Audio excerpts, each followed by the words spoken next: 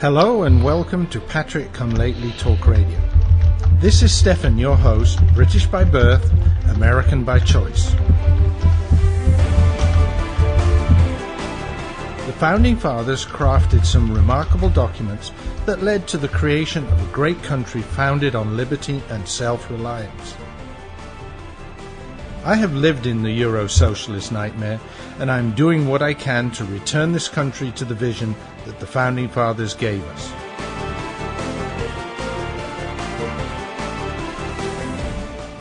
We need to strive to rebuild that shining city on the hill, for without us, the world has nowhere to turn for freedom. For the next hour, I will be presenting news, views, and guests that help keep the true spirit of America alive. And good evening, good morning, good afternoon, whenever you're listening to the show. This is Stefan, your Patrick Come Lately, welcoming you to episode 215, if I'm not mistaken. And tonight I've entitled this episode Benghazi, Benghazi, Benghazi, as Pelosi herself said. All we hear about is Benghazi, Benghazi, Benghazi. It's an overblown situation. Well, we're going to see some things and hear some things that show that it is not. And you might say, Stefan, there's so much going on about Benghazi, but actually, if you look at the lamestream media, very little. It's only on Fox that you get a lot of this Benghazi stuff, even though it is beginning to leak over into some of the lamestream media. However, as I said, Benghazi, Benghazi, Benghazi, amongst other things this week, and no Common Core. Unfortunately, the interview that I wanted to hold for various reasons was not able to connect with the lady that I'm going to be interviewing. She did give me a call today. Unfortunately, I'm not reachable during the day where I am, a very poor service. I won't mention the carrier, but one of the cell carriers, very bad service here. But I'm hoping maybe we can get together next weekend, so maybe next week can do something on Common Core. This show is coming to you from the city that never sleeps. Well, actually from Elmhurst, in East Elmhurst, to be precise, in the borough of Queens. Yes, I'm in the New York area, but not actually in the city itself, outside in Queens. And for those of you that know the area will know East Elmhurst is actually where LaGuardia Airport is, and I am just outside LaGuardia Airport, up here for work, and so no chance to get into the city really, just an airport hotel doing some work for the remainder of the week. Nice flight up, though, I have to say. It was quite clear coming into land, and of course the approaches to LaGuardia often take you right over Manhattan, which it did in this case, so I was able to see all the buildings, including, of course, the new World Trade Center very clearly, Statue of Liberty, Ellis Island, and then as we came in, we made a very nice turn around Citi Field, and I was sitting on the correct side of the aircraft, actually the left-hand side, but on the correct side to have a great view. So for baseball fans, yes, a beautiful view of Citi Field and Flushing Meadows, tennis areas. Could see everything very clearly, and for any pilots that are listening, we did come in on runway 31, and I don't know which approach it was, but runway 31, and it's a beautiful view, and I really enjoy that. It's quite a tight turn and into the airport when you come in that way. You come from the south, actually heading in, and then in kind of a I think, an easterly direction and make a fairly tight turn into the airport. And that's fairly unusual nowadays. There are not many airports that have these tight turns at the last minute. Most of the time you're kind of lined up with the runway 5, 10, 15, 20 minutes even out, especially somewhere like Atlanta. You're sort of going in a straight line down to the runway for quite a long while, whereas here we were actually making the turn quite steeply, and you could actually see the runway, and it was sort of passing under your wing as we made the turn. And again, for somebody interested in aviation, quite interesting. However, today, as I said, no common call, but we are going to start off with Benghazi. And of course, first of all, I have to say hi to some of the listeners in the chat room. Paul and Edward have joined me again, so thank you for doing that. And anyone else who's listening live. And there seem to be some counters at Spreaker that seem to show that there are a handful of people also listening live. Please do join me in the chat room, little green speech bubble at the bottom of your screen there, and just let me know what you think, ask your questions, place your comments. Please do that. And for those of you that are listening to the recording a little bit later in the show, I will play you how you can contact me, because I do love listening, hearing from my listeners what they think of the show, or if they have questions. Anyway, so let's get straight on to the first topic. And of course, those that listen regularly to the show know I have a way to kind of indicate when a new topic is coming along. And the first topic tonight is going to be Benghazi, and the first subtopic in that is I want to mention that someone who has been interviewed on the show, I think, would have been before 2012, so maybe 2011, so as much as 3 years ago, Ron DeSantis, who is now a Republican congressman for the district around Jacksonville, and he's one of the so-called Tea Party freshmen, one of the slightly lower number that got in 2012, but he did get in, so congratulations to him on that.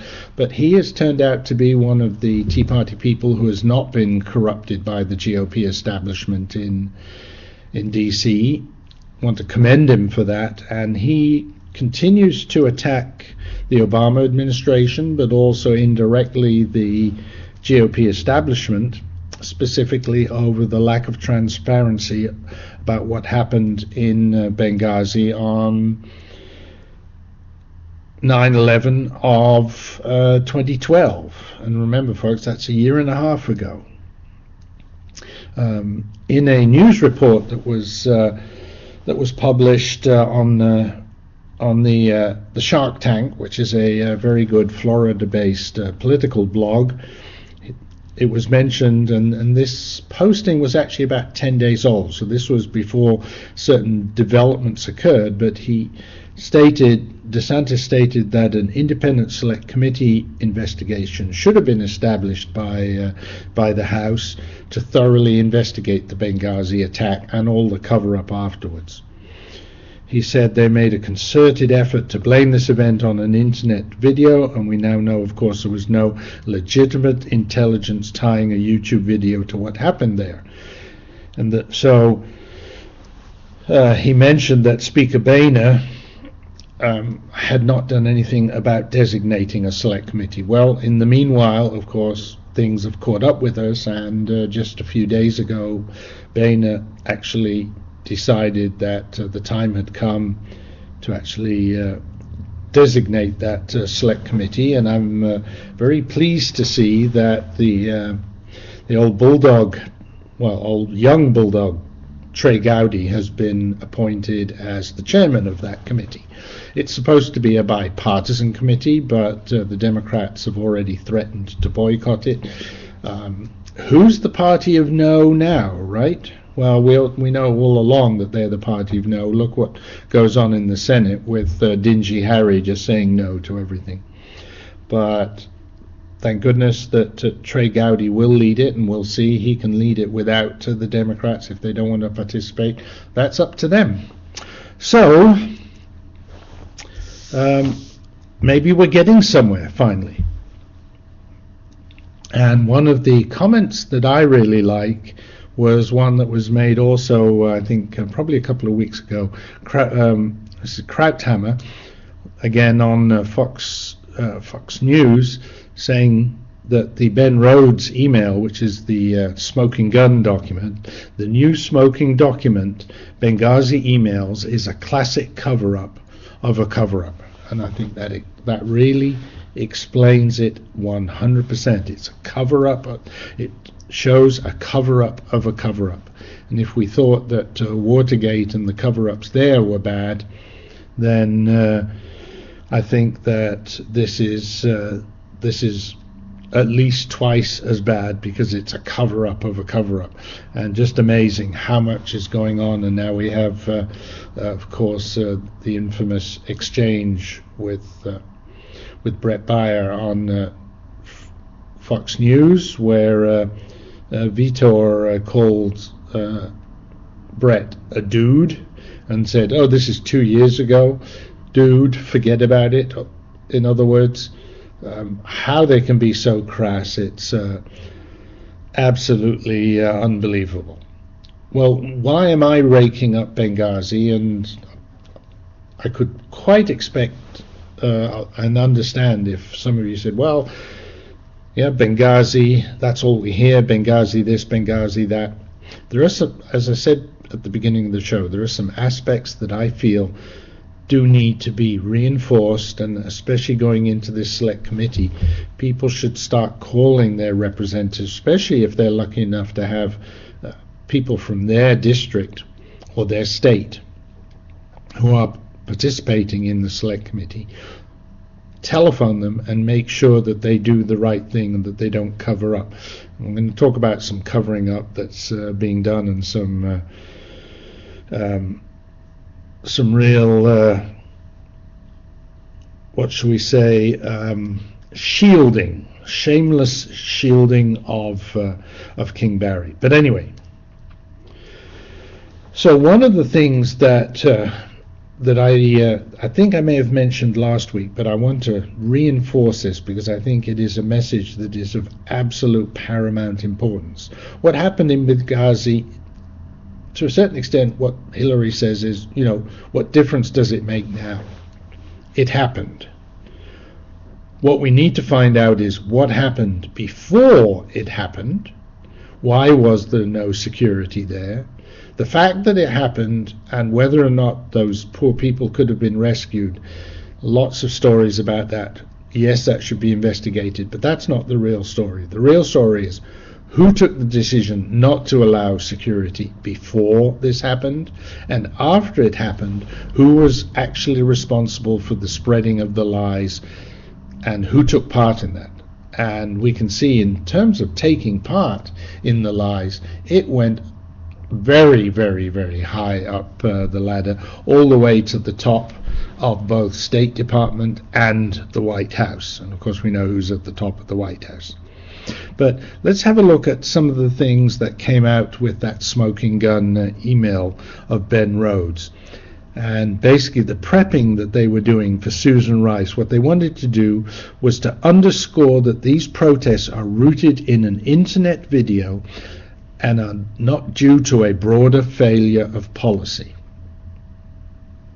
To reinforce the President and administration's strength and steadiness in dealing with difficult challenges. Well, that last one, that's going to take a lot of BS to do that.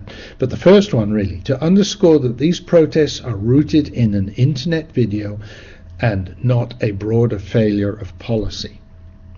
The Democrats that don't want to take part in this select committee are really a number of them, and I think again this is the the backroom boys are getting the talking points ready, and then the little parrot heads just repeat all these talking points.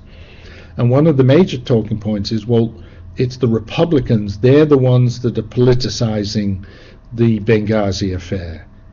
Excuse me, to underscore that these protests are rooted in an internet video and not a broader failure of policy. In other words, they wanted to hide, they wanted to twist, spin the truth so that people would think that it was the video and it was not due to anything that the administration had done. And of course it was just 6 weeks before the election. If we'd have made enough noise and had the facts that we have now, because a lot of them have come to light obviously after the election, if we'd have had that information then we could have gotten rid of King Barry in 2012. Unfortunately that didn't happen, and partially because the White House are the ones that politicized Benghazi by lying about it so that it seemed that it was not a broader failure of policy, while in actual fact it was. So there you are. It's definitely politicized, but not by the Republicans, but by the White House themselves. And therefore, this smoking gun email, what it actually does is clearly demonstrates that Obama and his administration were co-conspirators, or even, co-conspirators. They were the conspirators that basically initiated Susan Rice's blatant lie about the attack. But they themselves also repeated it. King Barry did on The View and was it Letterman? He was continuing to do that. And then they come back and say, of course, in the Rose Garden the day after or 2 days after, he did mention something about terrorism, but he never said that the attack in Benghazi was a terrorist. He just said something about rejecting terrorism, but never coupling it to the Benghazi attack. But that's what they're trying to spin it to now. So King Barry caught with his fingers in the cookie jar, and as is the State Department, and we'll get to that in a moment. But also now we're finding that Democratic members of Congress are getting involved or are getting caught in being involved with these lies.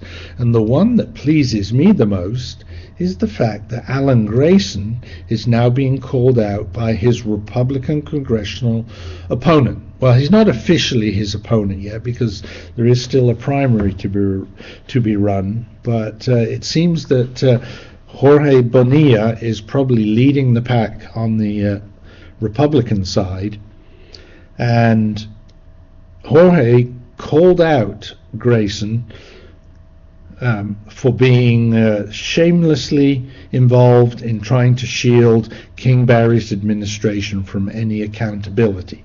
Here's what Bonilla posted on his website. He said, "These new findings fly in the face of inflammatory assertions made by Congressman Alan Grayson during last year's House Foreign Affairs Committee hearings, in which he deemed Benghazi the scandal that never was. And as much as Alan Grayson and the rest of the left wish Benghazi to go away, it will not. Far from being the scandal that never was, it is the scandal that still is. The self-styled congressman with guts could have actually shown some guts that day, rather than shamelessly attempting to shield the administration from scrutiny and accountability. Instead, Grayson went on the air with the vice president at Media Matters, and of course we know how biased they are, and flippantly dismissed the deaths of Stevens, Smith, Woods and Doherty by saying, "The world's a big place where awful things happen." Now, we don't know whether Grayson knew of the cover-up or was just being loyal to his master and blindly running cover for King Barry, but I suspect it's the latter, that he didn't know about it and he's just covering for them. But we'll see what will happen. Not only will Grayson face a very good Republican candidate in the face of Jorge Bonilla, but he's also got a Democrat primary challenger in college professor Nick Ruiz. And at the moment, he's also got his ugly divorce, which I think I mentioned recently, of his wife of 20 years as well to contend with. So he's going to be busy, and I sincerely hope he will not be back to the House after the coming election. Okay, folks, time for the first commercial break. I will be back right after these messages. Are you paying too much for your car insurance policy? Have you shopped your current plan in the last year? If you haven't, then you probably are paying too much. You could save up to 40% on your current car insurance coverage just by making a free call right now. Doesn't it make good sense to pay less for something you have to pay for anyway? And car insurance is one of those things. You got to have car insurance, whether you have one car or 10 cars. So why not see if you can pay a lot less for it right now? One quick 3-minute call, and you could save hundreds of dollars on your car insurance. We'll compare the leading car insurance companies and get you coverage that could save you up to 40% on your car insurance. Call now for a free quote. Call 800-603-9980. 800-603-9980. 800-603-9980. 800-603-9980. That's 800-603-9980. Are you tired of commuting to a job that makes someone else rich, working harder than ever, but getting nowhere? Do you hate spending hundreds of dollars every week on daycare, having someone else raise your children? With our opportunities, you can start earning money as soon as next week. You get to be the boss, work from home, and live a happier life. At Be the Boss Network, you'll find hundreds of work-from-home opportunities that you can literally start today and be earning money as soon as next week. Go to freedom112.com and start earning money as soon as next week. You get to be the boss. Get out of the rat race. Work from home. Go to freedom112.com right now and change your life today. That's freedom112.com. Go to freedom112.com and start earning money as soon as next week. You be the boss. Go to freedom112.com. This is Patrick Come Lately Talk Radio, coming to you live via the internet, via rebroadcast on WRSDB, the Red State Talk Radio Network, or from the recordings at archives.patrickcomelately.us. And thank you for sticking with me through that break. This is Stefan, your Patrick Come Lately, British by birth, but American by choice, just like the Founding Fathers. And we've been talking about Benghazi, but I do want to go in, well, I'm going to stay on the subject of Benghazi, but a slightly different tack. So let me play another little interlude.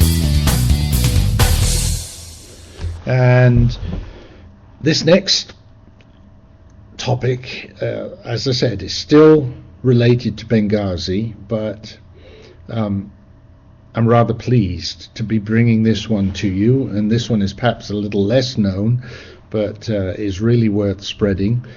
The Germans have a word for it. It's called Schadenfreude, and it's perhaps a little nasty, but it's basically having fun, being pleased at somebody else's problems. And of course, the problem I'm talking about here is that King Barry must know that things are going badly around Benghazi when the very people that always support him start taking him and his administration to task on that topic.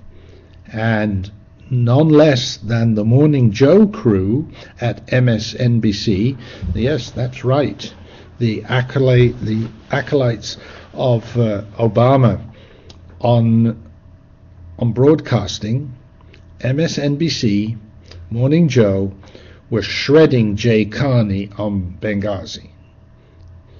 And the one of the comments was Joe Scarborough saying it's very tough to see him conducting himself this way, and Ron Fournier claiming he's getting, and this one is really bad, he's getting Baghdad Bob flashbacks. Well, I've been calling Jay Carney Baghdad Jay for a while, so hopefully you'd made that connection. But now even the extreme left wing is making the same connection between Jay Carney and Baghdad Bob. And I'm sure most of you remember, but just a quick reminder for those of you that don't, Baghdad Bob was the spokesman for the Saddam Hussein regime when the Americans were attacking, that was telling us about how they were decimating the Americans at the very same time that the American tanks were rolling into the city, in essence right behind the camera, although it wasn't quite that close, but still very close to where Baghdad Bob was telling us how the Americans were getting beaten back. In other words, just a pure liar. Joe Scarborough, who's supposed to be kind of a conservative, I believe, but very definitely a rhino. He started the attack noting that previous press secretaries were able to deliver bad news in a way that this current White House has not been able to deliver news. For someone that's known Jay Carney for a long time and likes Jay Carney personally, it's very tough to see him conducting himself in the way he's conducting himself. What's going on inside the White House? Ron Fournier noted that this White House is really good at winning the news cycle, and again we have to say that they have been pretty good at getting their message out. But in doing so, they lose the public's trust, because by winning the news cycle, it's turned out that they've been lying about it. And there's not a better story to illustrate that right now than Benghazi. Now, think about it, folks. There's a very interesting twist to that last statement. The White House is really good at winning the news cycle, and in doing so they lose the public's trust. Well, we know that because they get proved to be liars. And there's not a better story to illustrate that right now than Benghazi. So what is Ron Fournier actually saying? By implication, he's saying Benghazi is the better story to illustrate that, but there must be other examples of this as well. Think about that, folk. Even MSNBC is saying that this president is probably, or this president and his administration are probably lying through their teeth on a number of things. Did you ever think that MSNBC would ever come out and say anything like that? It flabbergasted me.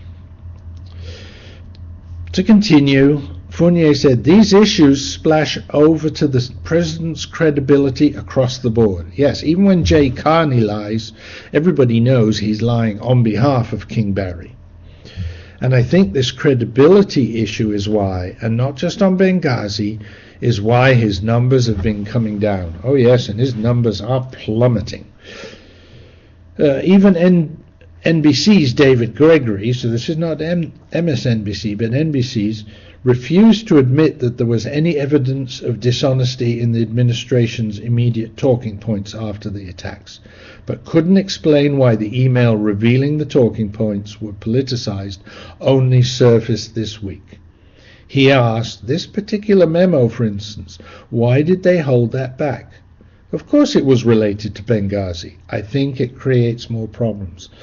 So left and right, the administration is getting hit with this Benghazi, with the cover-up, and I think that's the important thing.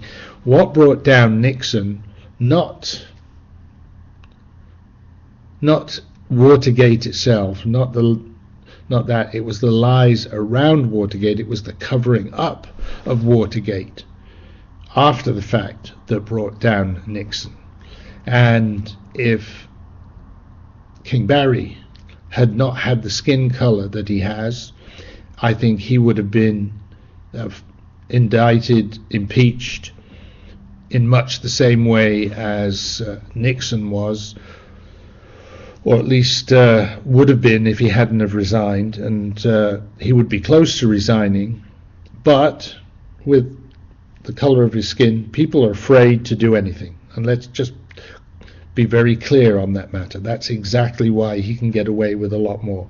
It's because of that. It's because the left now are probably a lot more stronger, although they were fairly strong in Nixon's day. And remember, Nixon was right-wing, not left-wing. If he'd have been right-wing, left-wing, then maybe he wouldn't have got attacked so much.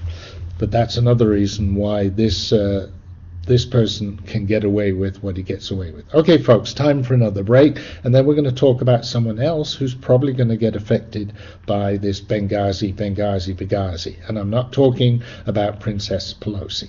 So after these messages, I'll be back.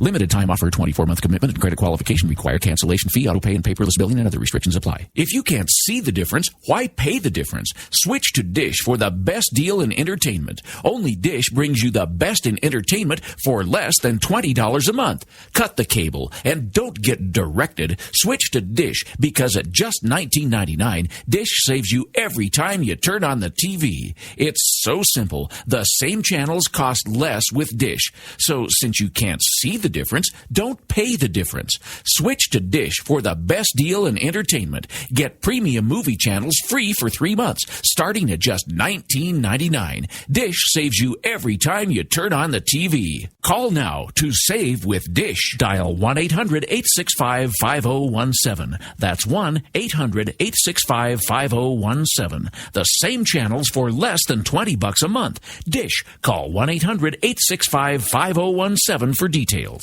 Why spend more than you have to on your life insurance?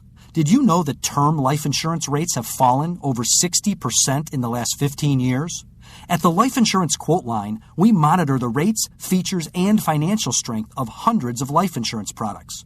For example, a healthy 40-year-old can protect his family with $500,000 of 10-year level term for less than $20 a month. Rates for women are even lower. And don't forget to ask us about the new term life policies that guarantee your money back even if you don't die. Since 1986, we've helped tens of thousands of people just like you save a fortune on their life insurance. Why not find out how much you can save? Write down this number and call today for your free quote. 1 5-minute call is all it takes. Call 800-915-9734. 800-915-9734. That's 800-915-9734. Rates, policy forms, and availability vary by state. This is Patrick Come Lately Talk Radio, coming to you live via the internet, via rebroadcast on WRSDB, the Red State Talk Radio Network, or from the recordings at archives.patrickcomelately.us. And thank you for sticking with me. This is Stefan, your Patrick Come Lately. We're into the second half of the show, and I just want to remind my listeners, most of whom listen to some form of recording of the show and not to the live broadcast. If you want to contact me, there are a couple of ways that you can do that, and if you just listen to this next little jingle, it will explain how you can do that.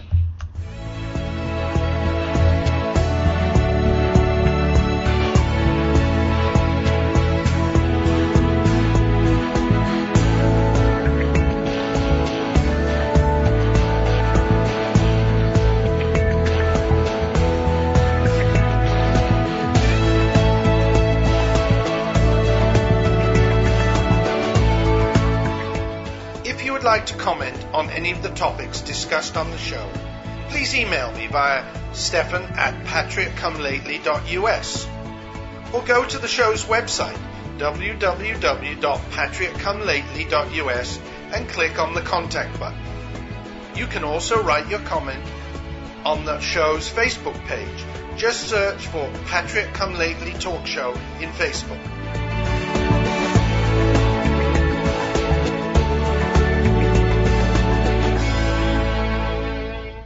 And of course, I do love to hear from my listeners, so keep those emails coming, questions, comments.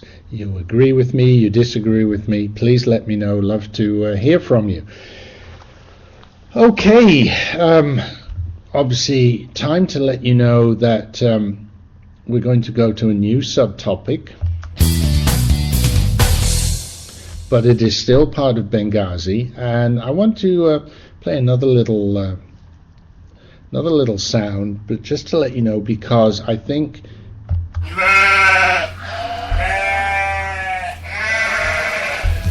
we're going to be dealing with the sheeple very, very soon, and we have to tell the sheeple what's going on. And the reason we're going to be dealing with the sheeple is because, of course, the other person that's really going to be affected by Benghazi, and hopefully this select committee, is of course going to be the Secretary of State at the time of Benghazi, yes, the Hildebeest, otherwise known as Hillary Clinton. And in her case, we have seen zero documentation. There's no smoking emails in her case yet. However, out of the blue, on the evening of the attacks, she put out a statement that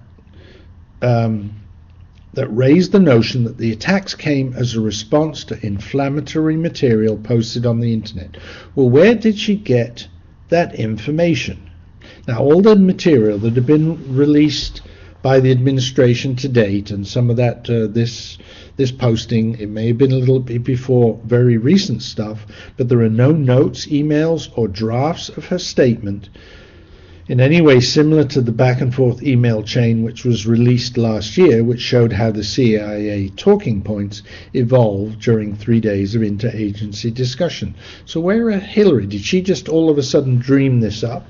But these documents must exist somewhere. We know from the public record that Clinton was getting real-time information on the attacks. She understood because her own officials were telling her that there were no protests in Benghazi and that the attacks on the Special Mission Compound and on the annex were a well-planned terrorist attack. Now, in this post, the writer says, think about that. She understood because her own officials were telling her that there were no protests in Benghazi and that the attacks on the Special Mission Compound and on the annex were a well-planned terrorist assault. We know that the State Department was feeding that information back to Washington. Yet hours after the attack, the Hildebeest went out in public and blatantly lied to America.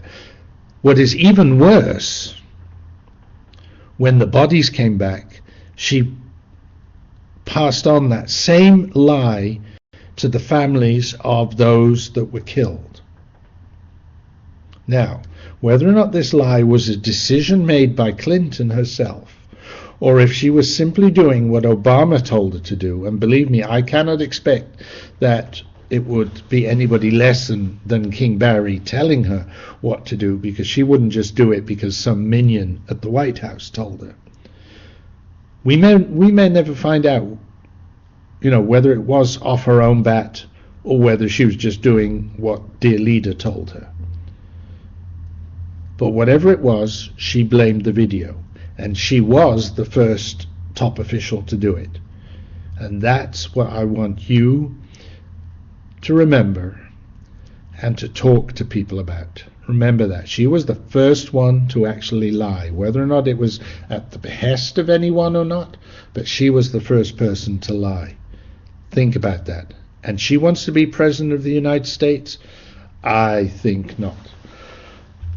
Okay, folks, I think it's time for some good news, don't you? So let's go to a new major topic, and I'm going to bring you some great news. And the good news is something that I read on the Daily Caller, another good site to read. And they did a poll in Oregon. Now, we all know Oregon as being a pretty deep blue state.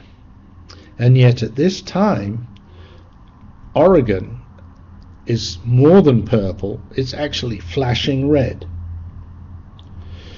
The Oregon Democratic Senator, Jeff Merkley, right now, in polling is running neck and neck with the Republican challenger,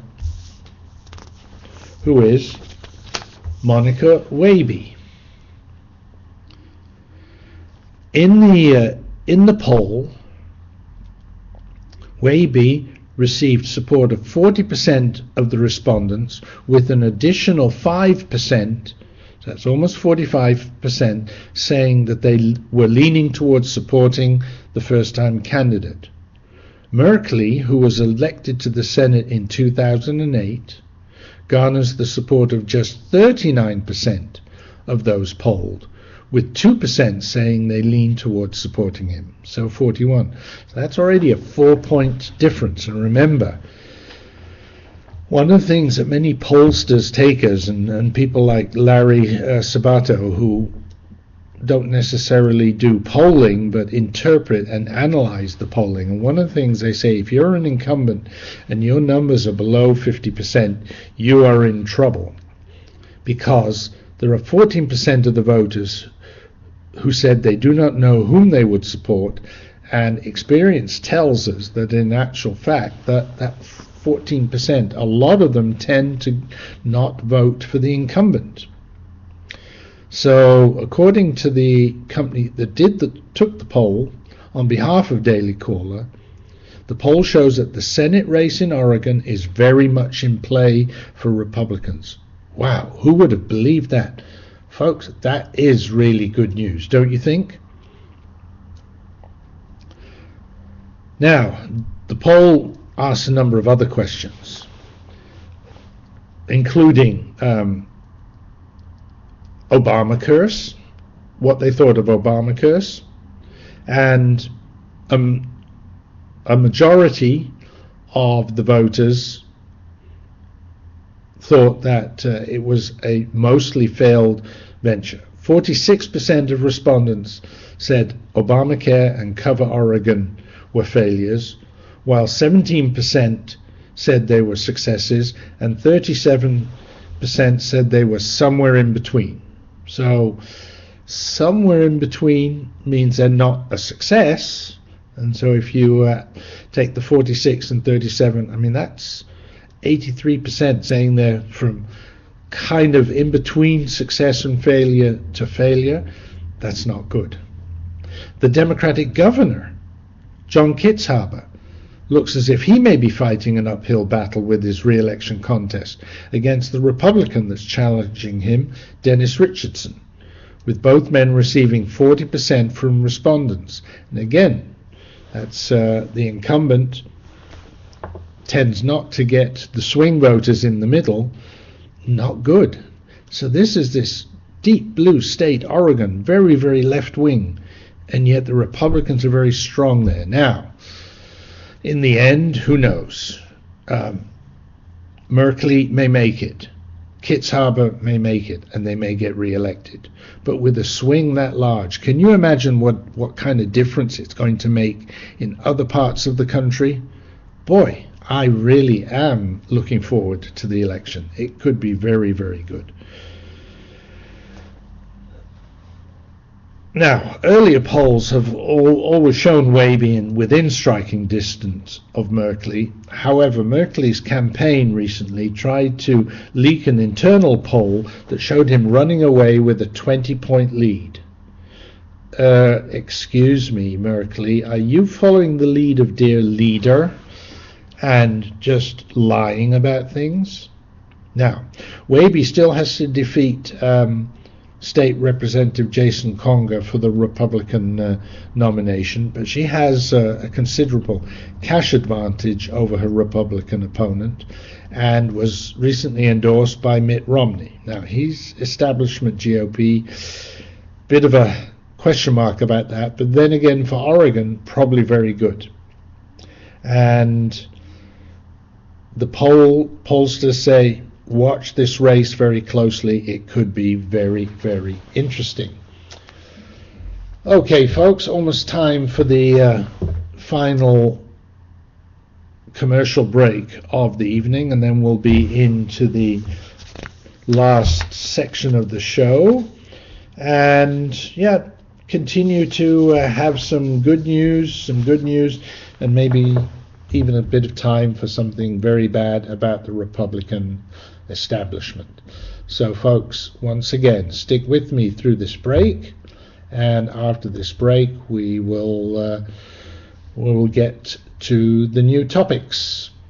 Talk to you in a couple of minutes. Are you at least 62 years old like me? Could you use an extra $50,000, $100,000 or more to live a better life? Then please consider the benefits a reverse mortgage can provide to you. With a reverse mortgage, you can have your mortgage payments stopped altogether and get equity out of your home to live on. And you can use the money to help you live a better life. How nice would that be, not to have a mortgage payment? Qualifying for a reverse mortgage is simple, since there are no income, asset, employment, or credit requirements. However, you must be 62 years or older, own your home outright, or have a very low balance on the mortgage, and be prepared to live in it throughout the rest of the loan. Call now for more information. 800-704-1662.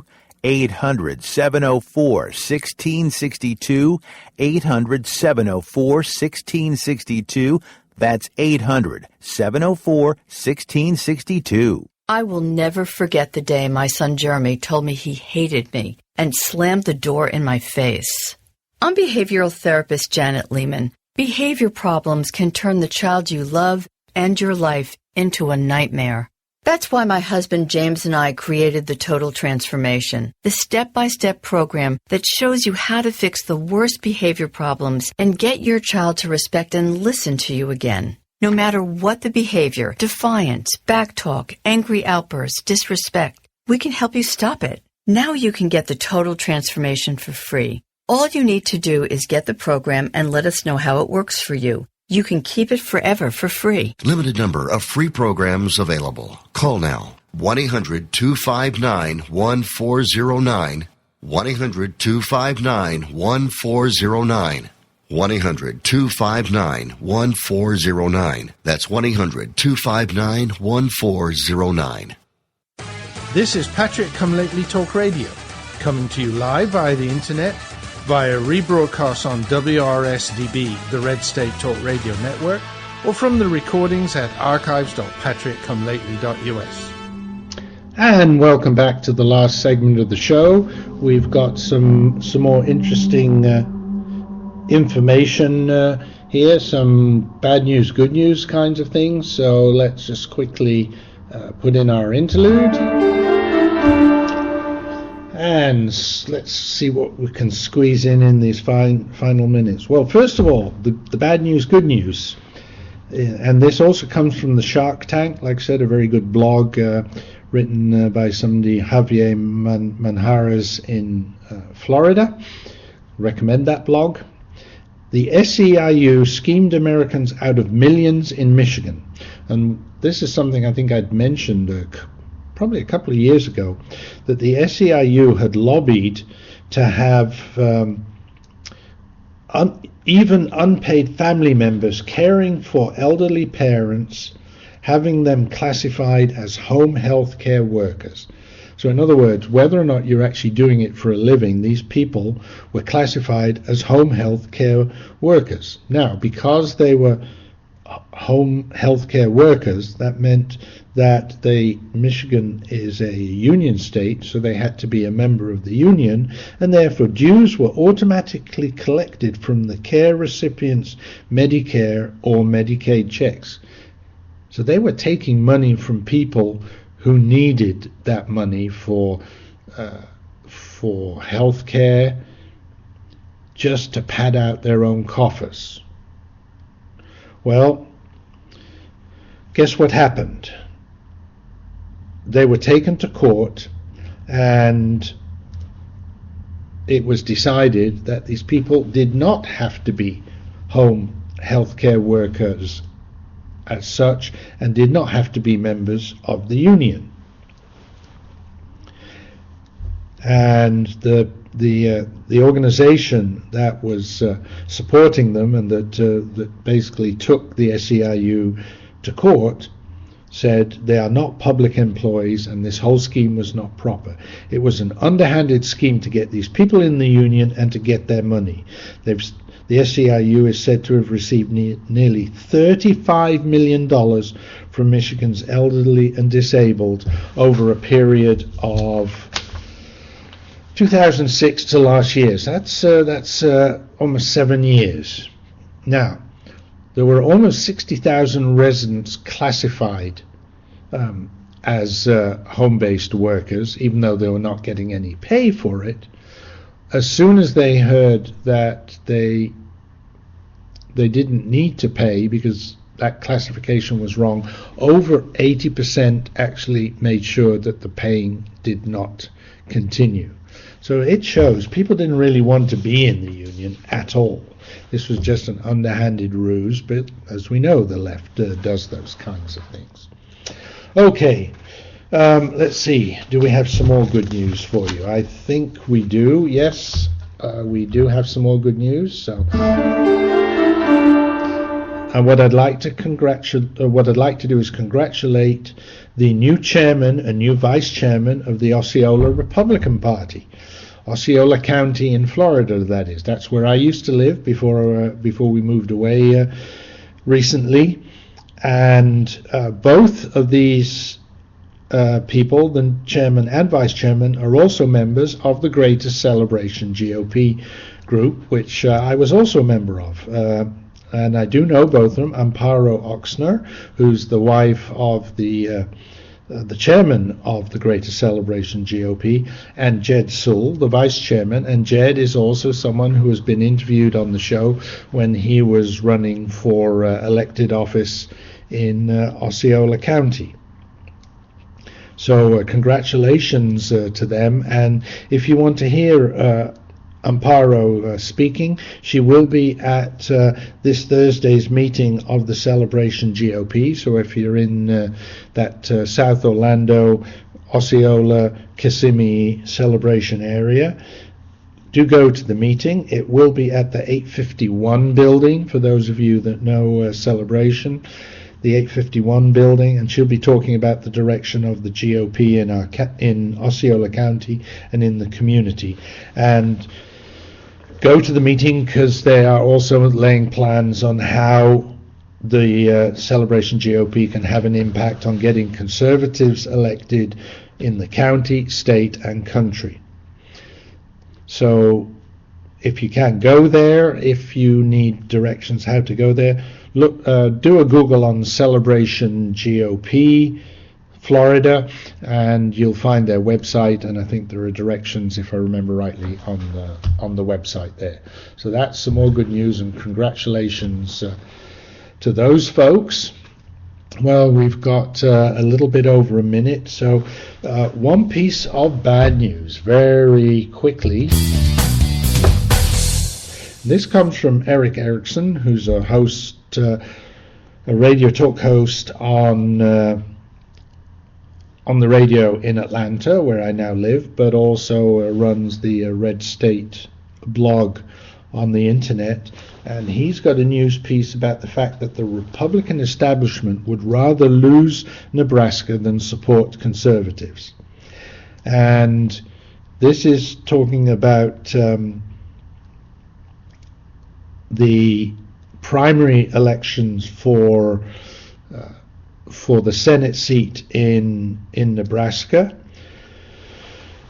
and the establishment choice was Shane Osborne. Well, Osborne doesn't have much hope at all, and so now it turns out that the GOP establishment are supporting the opponents of Osborne's opponent. Ben Sasse is the, if you like, the conservative, and the establishment is really trying to break him and make him not be successful. So there you see, folks. Okay, folks, time for time to go. It's been great talking to you. Please join me next week, hopefully with Common Core, but we'll see if I can get that interview. Bye-bye. Ta-ta for now.